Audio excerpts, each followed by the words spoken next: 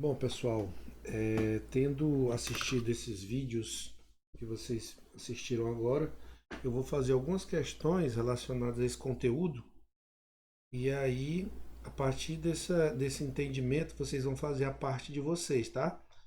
Então, a tarefa vai estar colocada no Siga e parte da tarefa é você assistir esse vídeo aqui sobre a resolução dessas questões aqui. Então, vamos lá. Essa primeira aqui. Mas é para a gente explorar alguns conceitos aqui que a gente precisa relembrar. Não é nada muito importante não, tá? Mas é importante saber esses conceitos. Quer dizer, não é muito importante, mas é importante, né? Na verdade, você tem que conhecer esses conceitos. Não é nada complicado. Ela diz assim, essa questão. São dadas as seguintes informações relativas aos átomos hipotéticos X, Y e W. Então, olha só, eu vou escrever aqui o símbolo, né? São símbolos hipotéticos, tá? X, Y e W. Esses átomos hipotéticos, sobre eles são dadas algumas informações. Então, por exemplo, o Y tem número atômico 46. Então, na notação, a gente coloca aqui número atômico, tá? Normalmente a gente coloca embaixo, tá? Número de massa, 127. Então, o que significa ele ter um número de massa 127? Significa que o número de prótons mais nêutrons, que são os núcleons, né, é 127. E a gente sabe o número de prótons, né, que é o número atômico Z, que no caso aqui é 46, tá? Então o que acontece? Sobre o átomo Y, eu tenho 46 prótons e prótons mais nêutrons dá 127. Então sobre Y eu posso dizer o quê? Que o número de prótons é 46, o número de nêutrons então eu tenho que fazer 127 menos 46, né? Obviamente, se prótons mais nêutrons dá 127, então se eu subtrair 127 por 46, eu vou obter o número de nêutrons. Então, 127 menos 46 vai dar o quê?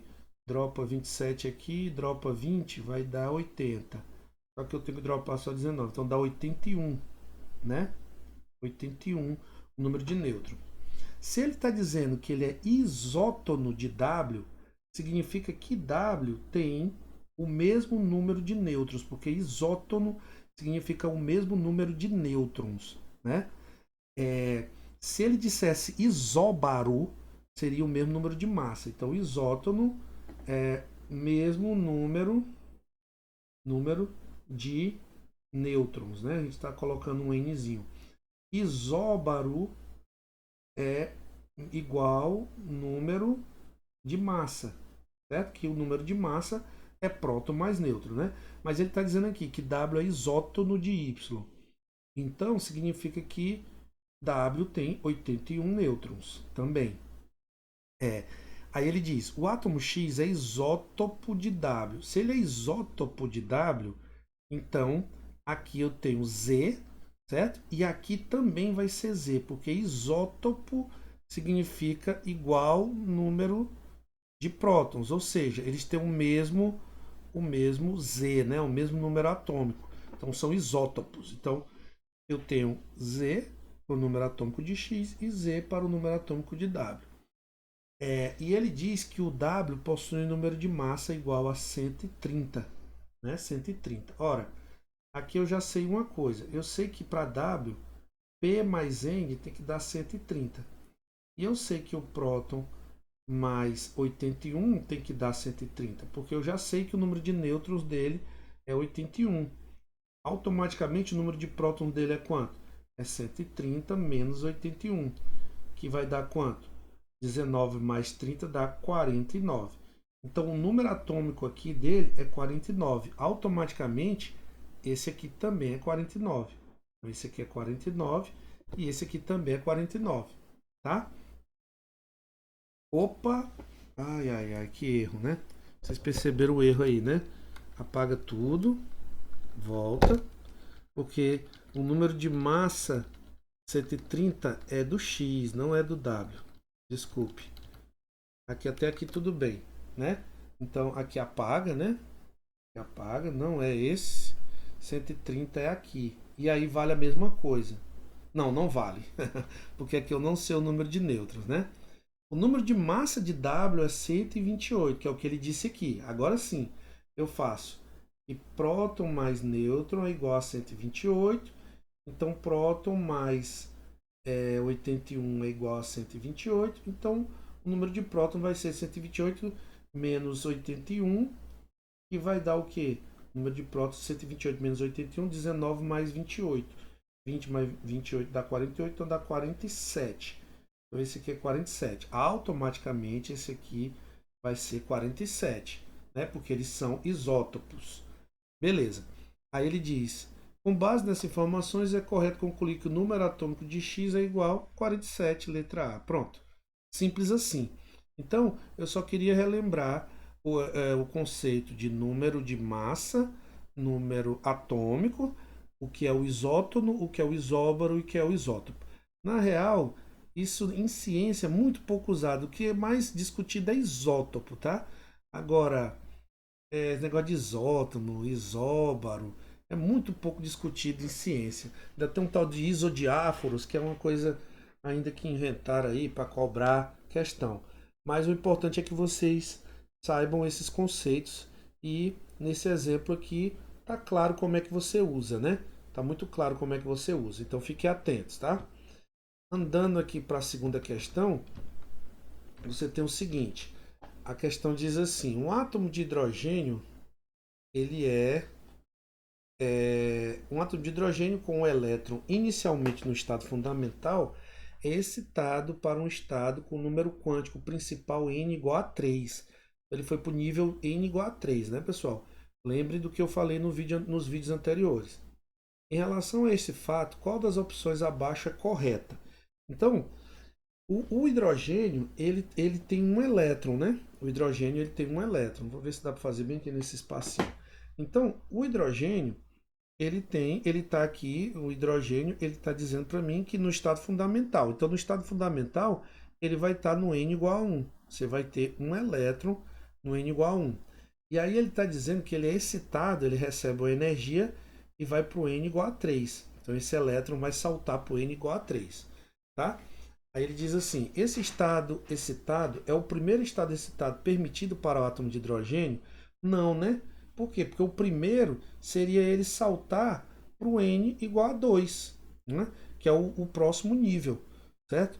Depois eu vou reforçar isso, mas saibam que não há excitação para o átomo de hidrogênio, não há excitação entre subníveis, ele só excita de nível para nível, tá? Então, no átomo de hidrogênio, na verdade, isso acontece para todo sistema monoeletrônico, sistema hidrogenoide, tá?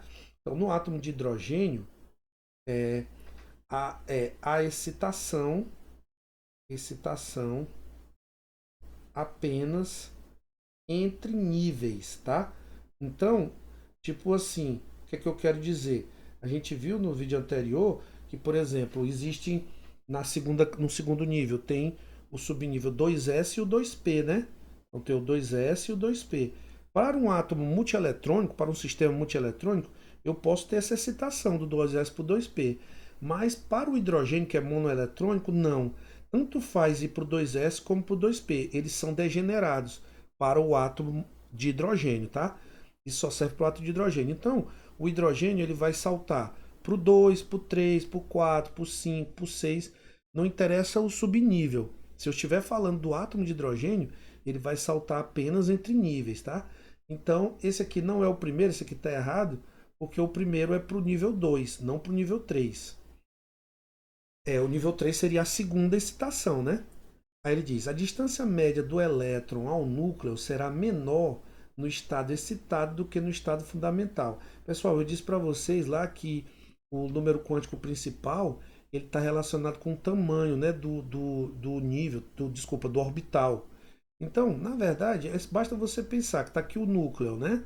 O núcleo. Para o átomo de hidrogênio, você pode usar a ideia de aqui. Claro que os elétrons não estão localizados em órbitas, mas você tem aqui, se você representar, né, um N1 igual a 1, um N igual a 2, um N igual a 3, né, representar só os níveis, você vai poder dizer o quê? Que quando você vai para esse estado excitado, que é esse aqui, a distância para o núcleo é maior do que no estado você estava aqui no estado fundamental, né, no primeiro. Então, à medida que você aumenta esse n, esse número quântico principal, esse nível aumenta de tamanho, esses orbitais em cada nível. Então, você fica mais distante do núcleo. Então, ele está dizendo que a distância a média do elétron será menor no estado excitado. Não, então será maior, porque o estado excitado, o nível está mais distante do núcleo. Tá? Será necessário fornecer mais energia para ionizar o átomo a partir desse estado excitado do que para ionizá-lo a partir do estado fundamental. Essa aqui também basta você lembrar do que a gente fazia nos níveis de energia para o hidrogênio, né? Lá no modelo de Bohr. N igual a 1, N igual a 2, N igual a 3, era para ficar reto isso aí, viu? N igual a 4 e por aí vai. Aí ele vai e vai até o infinito. O que significa ionizar o átomo? Significa o átomo de hidrogênio, significa tirar. Por exemplo, se ele estiver no estado fundamental, ele vai estar aqui em N igual a 1. Significa tirar o elétron e jogar ele lá no infinito. Ou seja, a distância de energia é essa daqui. Caramba, a distância é essa, né? Daqui até... Deixa eu tirar essa seta aqui também. Daqui até o infinito. Era para ficar reto também. Para ficar vertical, melhor dizendo. Ai, ai. Então, o que acontece? Até o infinito. Se ele já está no estado fundamental, no estado excitado, observa que a energia para retirar ele até o infinito é menor. Então, se ele estiver no estado excitado, você vai ter que fornecer menos energia para ionizar o átomo a partir do estado excitado, do que para ionizá-lo a partir do fundamental. Né? Basta você ver esse diagrama. Basta você ver que a distância do n igual a 1, que é o fundamental, até o infinito lá, até lá longe, para arrancar o elétron, é maior do que a distância do n igual a 3 até esse infinito, né? Então tá errada também essa daí. Essa aqui tá errada e essa aqui tá errada. Aí ele diz: a energia necessária para excitar um elétron do estado com n igual a 3 para o estado com n igual a 5 é a mesma para excitá-lo do estado n igual a 1 para o 3. Não, né, pessoal? Eu fiz até aqui os desenhos, vamos ver se eu faço outro aqui. Eu tenho aqui n igual a 1. É para ficar reto. É para ficar horizontal isso aqui. N igual a 1. Aí você vai ter o n igual a 2. Vou botar aqui n igual a 2. N igual a 1. A distância entre eles vai diminuindo, porque a energia ela vai diminuindo com o quadrado. A energia ela é proporcional a 1 sobre n ao quadrado. Se vocês lembrarem daquela fórmulazinha que eu botei lá no modelo de Bohr, então à medida que esse n vai aumentando, esse espaçamento aqui vai diminuindo. Então, ó, você vai ter aqui n igual a 4. Caramba! Você vai ter aqui n igual a 4 e n igual a 5 vai estar mais pertinho ainda aqui, n igual a 5. Então observa que se você for do 3 para o 5, isso é muito menor do que do 1 para o 3, né? Então, não é o fato de eu estar variando 2 unidades de número atômico principal, de número quântico principal, que vai fazer com que a energia seja a mesma, né? Então, esses espaçamentos não são os mesmos. É como eu falei, a energia ela varia com o inverso de n quadrado, tá? Então, isso aqui é falso, isso aqui está errado. Então, essa daqui é para ser a verdadeira, né? O comprimento de onda da radiação emitida quando esse elétron retornar para o estado fundamental será igual ao comprimento de onda da reação absorvida para ele ir no estado fundamental para o mesmo estado excitado. Tá correto, né? Por quê? Se você vai aqui do 1 para o 3, ele absorve a energia. E do 3 para o 1 é para ele liberar a mesma quantidade de energia. Então, se isso é feito energia em forma de luz, então essa energia ela é igual ao quê? A constante de Planck vezes a velocidade da luz sobre lambda, né? Então, o comprimento de onda, se a energia, se o delta é o mesmo, então o comprimento de onda é o mesmo. Então, por isso que essa daí é verdadeira, tá? Então, é também para a gente relembrar, para falar um pouco aí e associar também esses níveis ao número quântico principal, tá? Lembrem do que a gente já discutiu e lembrem também desses últimos vídeos que eu passei. Bom, andando aqui, você tem essa terceira. Entre as afirmações abaixo, aí aqui é para ser coloque V para verdade e F para falso. Então, os íons hélio+, lítio 2+, e bérilo 2+, no estado gasoso, são exemplos de hidrogenóides. Então, hidrogenóide é o sistema que tem só um elétron, tá, pessoal? Se você olhar na tabela periódica, você vai ver que o hélio tem número atômico 2 e também número de massa 4. Mas como ele tem número atômico 2, ele tem dois elétrons. Automaticamente o hélio mais, ele vai ter um elétron, por isso ele é hidrogenóide. Se você pegar o lítio, o número atômico dele é 3, então ele tem 3 elétrons. Automaticamente o lítio 2+, ele tem um elétron porque perdeu 2 elétrons, né? Então ele é sim hidrogenóide. E o berílio, que tem número atômico 4, ele tem 4 elétrons. Automaticamente o berílio 3+, ele vai ter um elétron, sendo também hidrogenóide. Então isso aqui é verdadeiro. Na letra B, no átomo de hidrogênio, os orbitais 3s, 3p e 3d têm a mesma energia? Sim. Né? Lembrem que para o número quântico igual a 3, eu posso ter o L igual a 0, 1 e 2. Quando é 0, eu tenho o subnível S. Quando é 1, eu tenho o subnível P. E quando é 2, eu tenho o subnível D. Então, esses três subníveis são o 3s, o 3p e o 3d. Então, o que foi que eu disse para vocês agora? E quando o sistema é monoeletrônico, quando você tem só um elétron, como é o caso do átomo de hidrogênio, esses subníveis eles são degenerados, ou seja, eles têm a mesma energia. Eles têm a mesma energia. Por isso, eu disse para vocês que não há salto quântico, né? Transição eletrônica do 3s para o 3p, do 3p para o 3d, não há. Por quê? Porque eles têm o mesmo nível de energia. Isso não acontece quando você tem mais de um elétron, tá?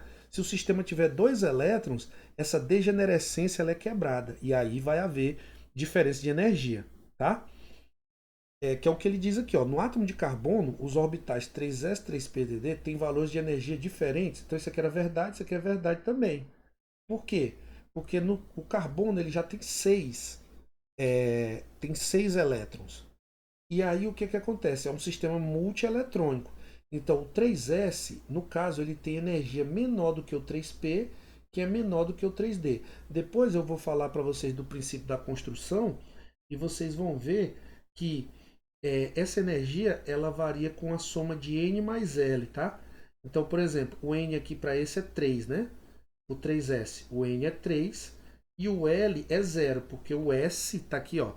O S ele é 0, né? Tá aqui. Então 3 mais 0 vai dar 3. O N mais L do 3P é o que? É 3 mais. Aí qual é o L do P? É o 1. Então 3 mais 1, 4. E o L do D é 2. Então para o 3D vai ser 3 mais 2 igual a 5. Então, quando essa soma aumenta, a energia aumenta, tá? Então, por isso que a energia do 3D é maior do que a do 3P, que é maior do 3S. Mas isso só é válido, né, se o sistema for multieletrônico. Se for o sistema monoeletrônico, isso aqui não acontece dessa maneira.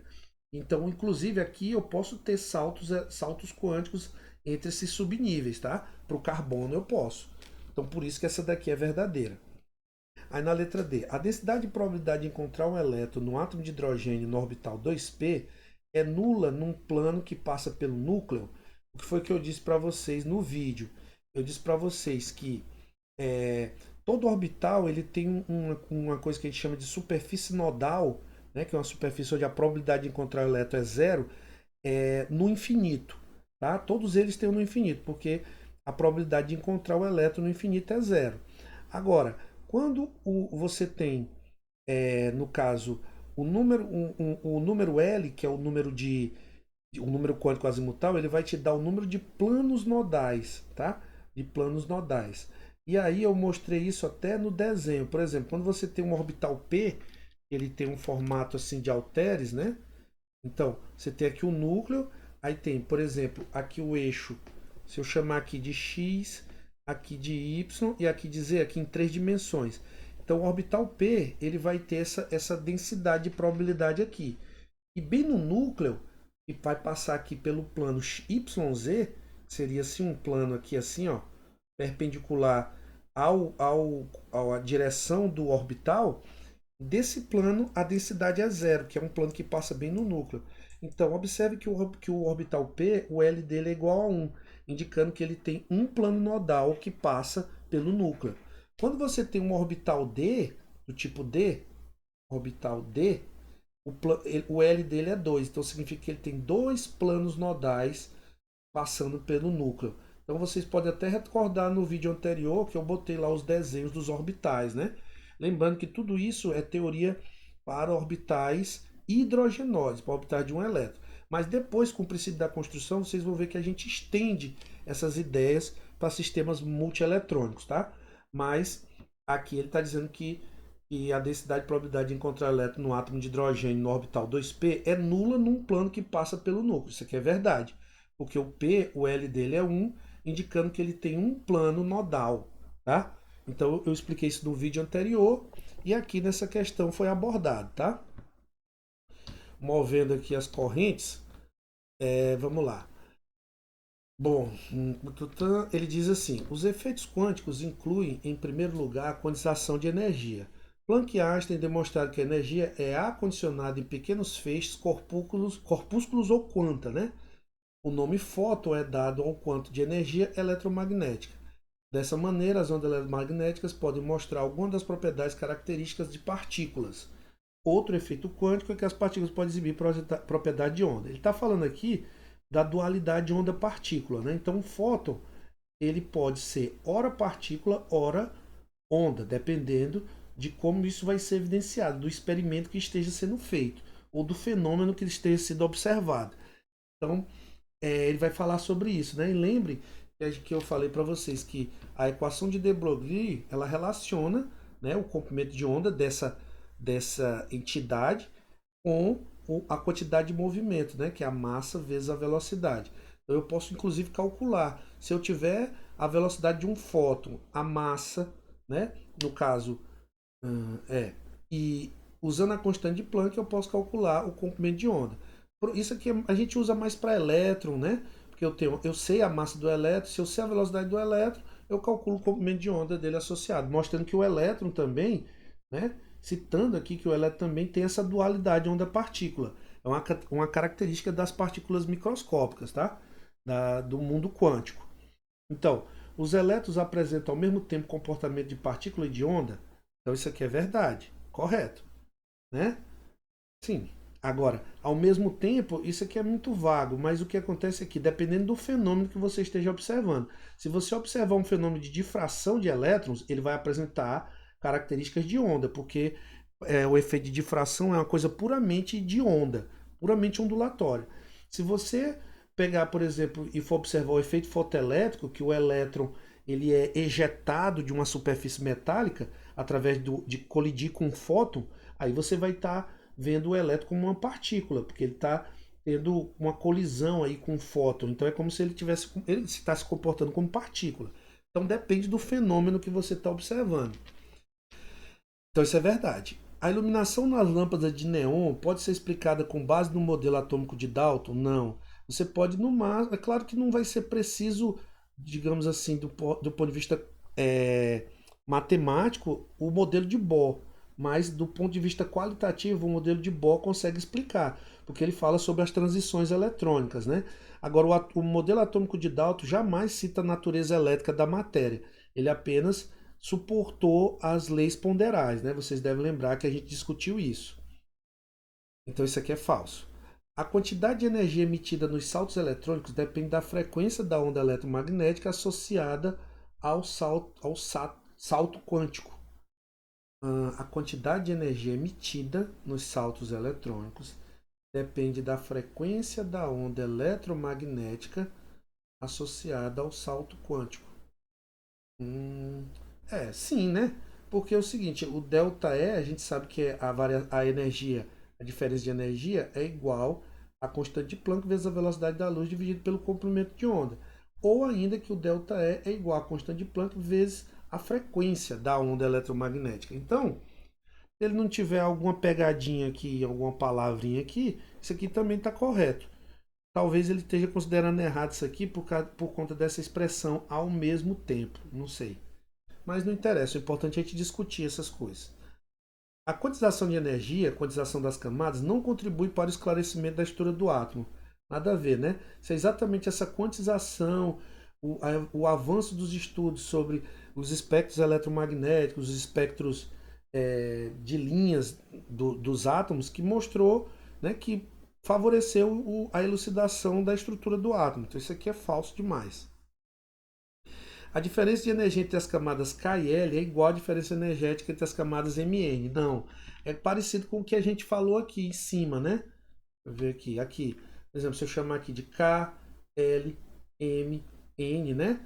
Então, como a gente denominava lá no modelo de Bohr, então você vê que a diferença do K para o L não tem nada a ver com a diferença do M para o N, né? Porque como eu falei, a energia ela é proporcional, né? Isso aqui é a mesma coisa de dizer que ela é proporcional a N a menos 2, né, pessoal? Diretamente proporcional ao inverso de N quadrado. Então, essa distância vai diminuindo, então a gente já sabe que esses espaçamentos aí não são iguais. E aí, isso aqui é falso, né? Então, eu acredito que tem alguma coisa falsa aqui. Foi mal feita essa questão. Esse negócio de ao mesmo tempo. Acho que ele quis dizer isso. É porque, na verdade, o elétron apresenta os dois comportamentos. Só que, para você ver um ou outro, depende do fenômeno que você está observando. Ou ainda do experimento que você realiza, tá? Andando. Se todas as partículas possuem características ondulatórias, por que não observamos a difração, né, que é uma propriedade de ondas, né, em partículas grandes, como balas de revólver e bolas de futebol? Aí, pessoal, tem a ver com o aspecto, a gente pode explicar com o aspecto matemático aqui mesmo, da equação de Broglie. Por quê? Como eu até falei lá no vídeo, né? Como essa constante aqui é muito pequena, 10 a menos 34 joules vezes segundo, para que essa razão seja um número mensurável, que seja um número razoável, essa massa aqui, essa velocidade, esse produto tem que ser um número pequeno. Como bala de revólver e bola de futebol, elas são muito grandes, as massas delas, em relação aos elétrons, a prótons, em relação às partículas subatômicas, elas são muito grandes. Então termina que, quando você aplica essa equação, você prevê comprimento de onda da ordem de 10 a menos 30, 10 a menos 50. É coisa mesmo bem pequena, que é impossível de medir. 10 a menos 30 a menos 50 metros, tá? É coisa imensa, é impossível você medir. Não existe equipamentos que você consiga fazer esse tipo de medição, tá? Agora, para esses aqui, né, para essas entidades. Agora, se você observar a movimentação de elétrons, de prótons, de feixe de átomos, aí, como essa massa deles é pequena, você consegue obter um comprimento de onda que é mensurável, tá? Então, a dualidade onda-partícula ela só é importante para essas partículas pequenas. Para partículas grandes, bola de futebol, aqui bala de revólver, como ele diz, ela é desprezível, essa dualidade onda-partícula. Agora, teoricamente, ela é correta até para essas partículas grandes, tá? Bom, explique por que a teoria de Bohr do átomo é incompatível com o princípio da incerteza de Heisenberg. Por quê? Vocês lembram que o princípio da incerteza, ele diz o quê? Que se você tiver uma incerteza no momento, né? Lembrando que o momento é massa vezes a velocidade, vezes a incerteza na posição, né? Ele é maior ou igual a h cortado sobre 2. Ou ainda, ΔP vezes ΔX é maior ou igual a h sobre 4π, né? Porque h cortado é h sobre 2π. Isso aqui eu falei no vídeo, né, pessoal? Então, observe o seguinte. No modelo de Bohr, ele define o raio de Bohr, né? Ele define, inclusive, o raio de Bohr lá para a primeira, que é o A0, 0,053 vezes 10 a menos 9 metros, né? Nanômetros, se eu não me engano. Toda vez eu me esqueço dessa ordem de grandeza, mas não importa. O que importa é que, para essa questão não importa, tá? O que importa é que o Bohr, ele com a teoria dele, com o modelo de Bohr, ele define uma órbita para o elétron. Ele sabe exatamente a distância do elétron para o núcleo, inclusive ele sabe a relação com esse N, né? Com o N aqui, N1. Então o raio lá, os raios das órbitas, na verdade, é A0 vezes N ao quadrado. Então você consegue definir todos os raios das órbitas, certo? Inclusive depende também do número do Z, né? Do número atômico do sistema hidrogenoide, não é isso? Ele só usou o sistema hidrogenoide, e é o caso do hidrogênio. Então, o que acontece? Isso, inclusive lá também você calcula a velocidade do elétron. Então você define a velocidade, se você define a velocidade, você define o momento, porque você sabe a massa e sabe a velocidade, você sabe o P, e define a posição, que é o raio. Então, e com grande certeza. E já o princípio da incerteza de Heisenberg, que já é uma coisa puramente quântica, já da evolução do estudo da estrutura atômica, ele percebe que se você consegue medir com precisão o momento, ou seja, a velocidade, né, você vai interferir de tal maneira na posição que você vai ter uma grande incerteza aqui. Então, a discrepância aqui, a incompatibilidade, está no fato de que Bohr determina a velocidade com precisão e o raio da órbita do elétron, inclusive a gente chama de órbita, né? Aqui já no contexto da incerteza de Heisenberg, a gente chama de orbital, que é uma região com probabilidade de encontrar o elétron. A gente não consegue localizar o elétron num ponto, né? Então, essa é a incompatibilidade, tá? Dessas teorias aí. Somente isso. Beleza. Continuando aqui, vamos para essa sétima questão. Ele diz assim: considere as seguintes afirmações. O nível de energia de um átomo cujo número quântico principal é igual a 4, então o nível de energia cujo número quântico principal é igual a 4 pode ter no máximo 32 elétrons. Você lembra que eu falei para vocês lá no vídeo que o número total de elétrons de um nível é 2n ao quadrado, né? N ao quadrado é o número de orbitais, tá? De orbitais. Então, se você fizer 4 ao quadrado, você vai ter 4 ao quadrado, você vai ter 16 orbitais. E 2n ao quadrado, 2 vezes 16 vai dar 32 elétrons. Então, isso aqui é verdadeiro, tá? Pode ter no máximo 32 elétrons, que podem ser acomodados no nível com n igual a 4. Aí ele diz, a configuração eletrônica 1s2, 2s2, 2px2, 2py2 representa o estado excitado do átomo de oxigênio. Vamos lá. O oxigênio, o número atômico dele é 8, tá? O número atômico dele é 8. Só uma coisinha aqui.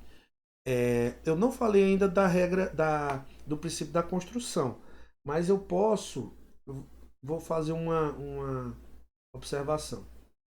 Bom, a gente vai ver no princípio da construção que eu posso distribuir esses elétrons aqui do oxigênio de acordo com os níveis de energia e subníveis que eu obtenho, né, na resolução da equação de Schrödinger para o átomo de hidrogênio. Então lá na sequência a gente obtém o quê? Um S, 2S, 2P. E aí o que acontece? Aqui no S cabem 2. Nesse S aqui também cabem 2. E no P, vocês lembram que eu disse para vocês que cabe no máximo 2L mais 1 vezes 2 elétrons, né? Também falei no outro vídeo.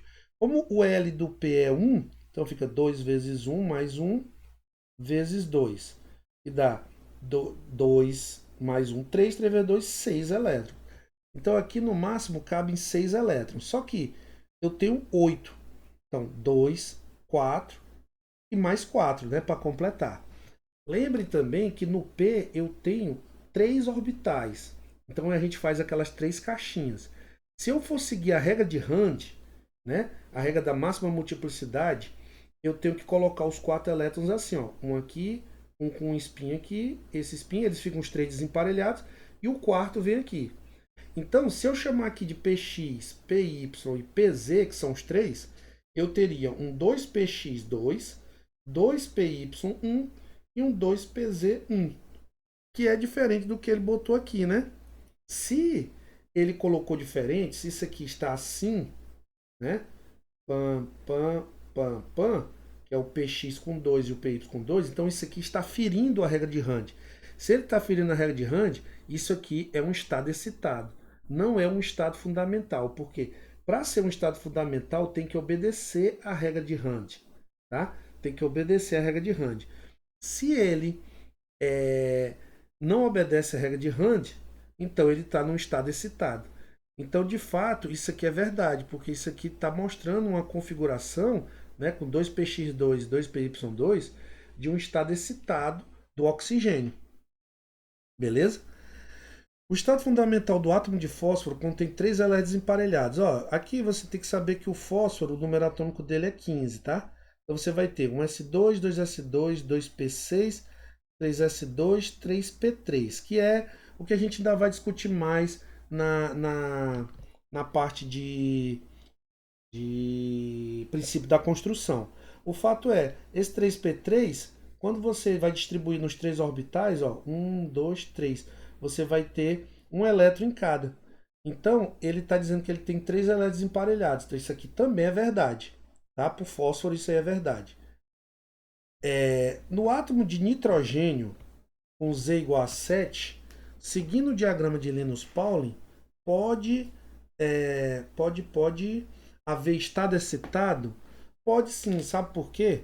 É o seguinte, ó, o Z do nitrogênio é 7.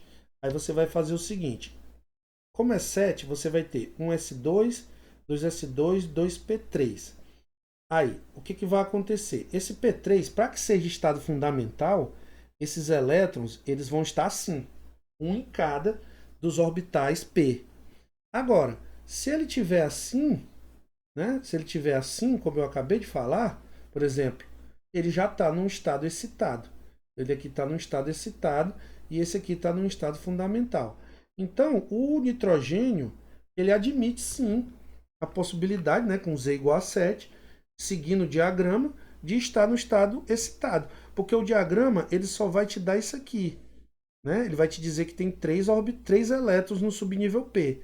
Mas como esses elétrons estão nos orbitais, nos 3 orbitais P, aí você tem que seguir a regra de Hund para obter o estado fundamental. Se você não seguir, você vai ter um estado excitado. Então, como ele está dizendo que é só pelo diagrama de Linus-Pauling, que é essa sequência que eu fiz aqui, pessoal, que nós vamos discutir repetindo na parte de princípio da construção, então você vai ter simplesmente uma possibilidade de ter um estado excitado, tá? Então, 1, 2, 3, isso aqui está correto, né? Isso aqui também está correto. Vixe Maria, esse negócio está tudo errado, porque... Ih, está faltando aqui, ó, I... vai ver que são todas, né? Letra E, vamos ver. A energia necessária para excitar um elétron do estado fundamental do átomo de hidrogênio para o orbital 3s é igual àquela necessária para excitar para o orbital 3D? Sim, isso aqui é verdade. Por quê? Porque, como eu falei, para o hidrogênio, se você está aqui de 1s e vai para o 3s, e de 1s vai para o 3D, esses aqui, para o átomo de hidrogênio, eles são degenerados. Então, essa diferença de energia aqui é a mesma do 1s, né? Digamos que você tem um elétron aqui, 1s1, e vai para o 3s e vai para o 3D. A diferença de energia é a mesma. Isso é válido para o átomo de hidrogênio. Então, os subníveis, nos níveis do átomo de hidrogênio, eles possuem a mesma energia. Então, por isso que isso aqui é a letra E mesmo. Todas estão corretas, tá? E corretas, né? Bom, mais uma questão. Vamos lá. Falar aqui de mais uma questão. Essa daqui, eu não vou fazer a conta, né? Porque é simples a conta. Vocês vão ter que fazer uma continha. É rápido. É a aplicação do princípio da incerteza, né? Ele diz assim, uma bola de beisebol tem massa 0,15 quilogramas e se move, né, e move-se com velocidade de 40 metros por segundo. Supondo que a quantidade de movimento seja determinada com a incerteza de 2%, tá? Ou seja, quanto é o ΔP? O ΔP ele é 2%. Só que esse 2%, esse ΔP, quando eu uso aqui na equação, esse aqui é o valor absoluto, tá? Esse valor ele vai estar em unidade de quilograma vezes metro por segundo, porque é massa vezes velocidade, tá? Quando ele me dá assim porcentagem, ele está me dando relativo.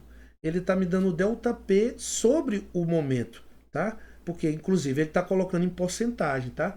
Então, em porcentagem, não esqueça, ele está dando o ΔP sobre P, tá? Que é a incerteza sobre o valor do momento.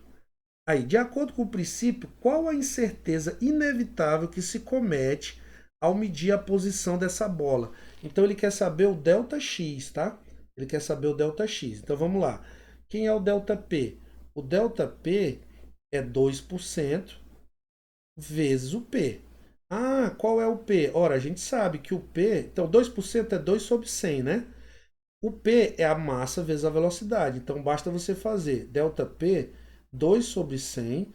A massa é 0,15 quilogramas. Você tem que usar em quilogramas porque é do sistema internacional E aí fica mais fácil para você usar aqui esse valor de H sobre 4π, que está em Joule vezes segundo, que também é sistema internacional, vezes a velocidade de 40 metros por segundo, que ele está me dando ali, 40 metros por segundo.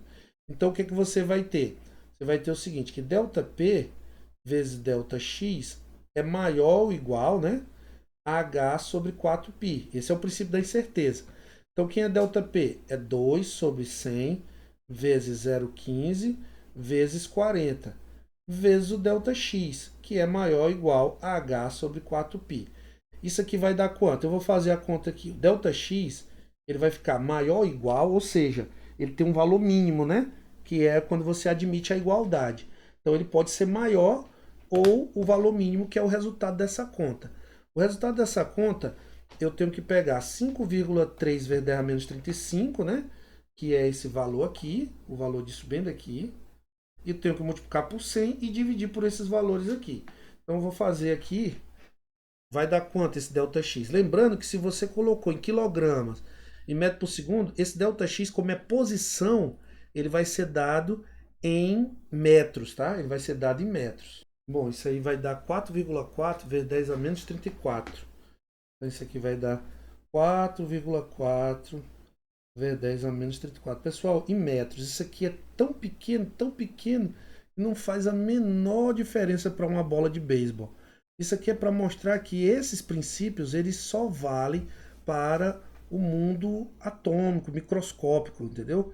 Isso aqui não faz sentido para a vida, para a nossa vida aqui. Então a quântica ela se manifesta em mundos, no mundo microscópico, certo? Então é assim que você usa ela, esse princípio da incerteza matematicamente. É só para mostrar mesmo esse absurdo, tá? Então não esqueça, quando é dado em porcentagem, ele está dando ΔP sobre o P, tá? Então o P é massa vezes a velocidade que ele me deu, faz a conta, né? E acha o ΔX, que é a incerteza mínima, né?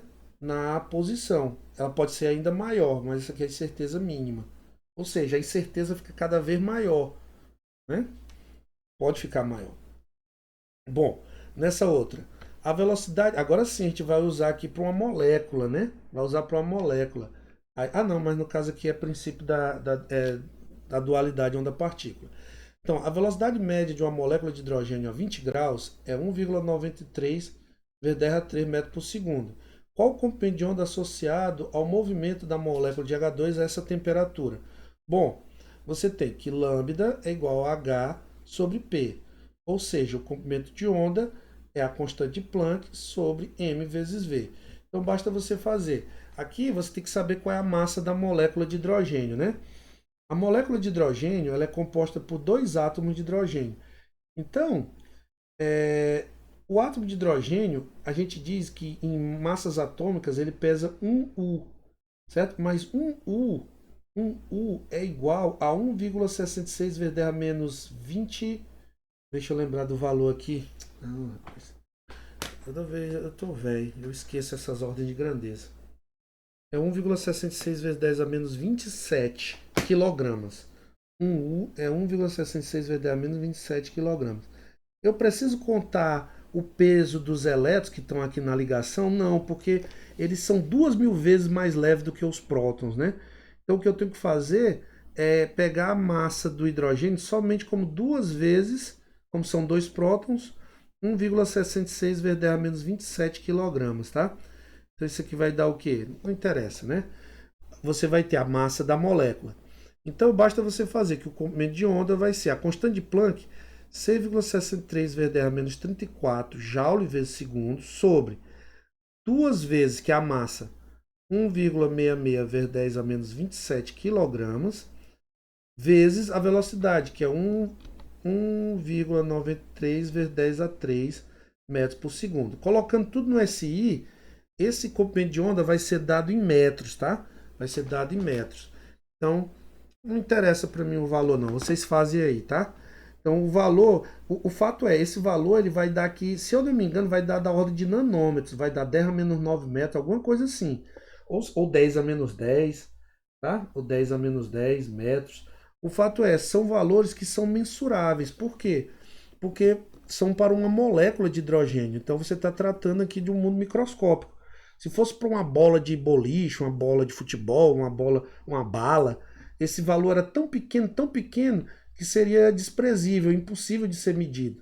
Então, uma molécula de hidrogênio, você pode evidenciar características ondulatórias dela, inclusive calcular o comprimento de onda que ela apresenta, né? Quando ela está com uma certa velocidade. E assim, detalhe, pessoal, essa equação ela já foi comprovada experimentalmente, tá? Eu estou colocando direto contas e tudo, mas saibam que é comprovado experimentalmente esses valores com boa concordância, esses valores de comprimento de onda, tá? Bom, e por último, pessoal, da minha parte aqui, vocês vão ter essa questão, né? Ele está dizendo aqui, qual o número máximo de orbitais, tá? Que pode ser identificados pelos conjuntos de números quânticos. Quando a resposta for nenhum, explique a razão. Então vamos lá. Esse primeiro aí, a gente tem n igual a 4, L igual a 3. Então, pessoal, para o n igual a 4, certo? Quer dizer, ele tá definindo até o número quântico secundário. Então, eu vou ter 4, o nível 4, e o meu L aqui, lembrando que o L quando é 0 é o orbital S, quando é o 1 o orbital é o P, quando é 2 é o D, e quando é 2 é o D, tá? E quando é 3 é o F. Então esse aqui ele está falando do subnível 4F. Então n igual a 4, L igual a 3 é 4F. E aí vamos lá, nesse subnível, qual o número de orbitais? Lembrando, o número de orbitais é 2L mais 1. Então vai ficar 2 vezes 3, né? O L é 3, mais 1.